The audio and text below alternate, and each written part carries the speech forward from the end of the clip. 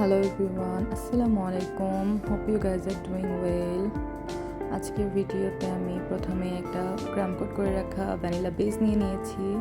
দেন ফাইনালাইজিংয়ের জন্য আমি মিন্ট কালারের ক্রিম নিয়ে নিয়েছি, সেটাকে ফাইনাল ফিনিশিং করে নিচ্ছি। দেন স্ক্র্যাপারের সাহায্যে ওপরে একটা টেক্সচার ক্রিয়েট করে নিব সোয়ার্ল করে। দেন স্ক্র্যাপারের সাহায্যে স্মুথ আউট করে নিব। এজেসগুলোকে আমি শার্প রেখেছি। দেন এখানে 0 সাইজের রোজ নোজেলের সাহায্যে আমি গোলাপ ক্রিয়েট করে নিচ্ছি। গোলাপগুলো ছোটো ছোটো করে ক্রিয়েট করে নিচ্ছি, অনেক বেশি বড় হবে না, 3 থেকে 4 পেটেলের গোলাপগুলো হবে। দেন সিজারের সাহায্যে আমি ট্রান্সফার করে নিচ্ছি কেককে। এভাবেই 4 থেকে 5টা ছোটো ছোটো রোজ আপনারা ক্রিয়েট করে নেবেন। আমি এক সাইডে ইউজ করতে চেয়েছি, এই জন্য এক সাইড আমি বসিয়ে নিচ্ছি। ভিডিও দেখানোর প্রসেস অনুযায়ী আপনারা এভাবে করতে পারেন।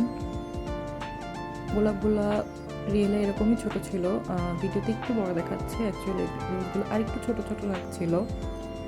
এই তো এইভাবে আপনার রোজগুলোকে ক্রিয়েট করে ইউজ করতে পারেন। আমার রোজ নোজেলের কোনো নাম্বার ছিল না, সো দ্যাট আমি বলতে পারছি না, বাট এটা একদমই ছোটো সাইজের একটা রোজ নোজেল ছিল।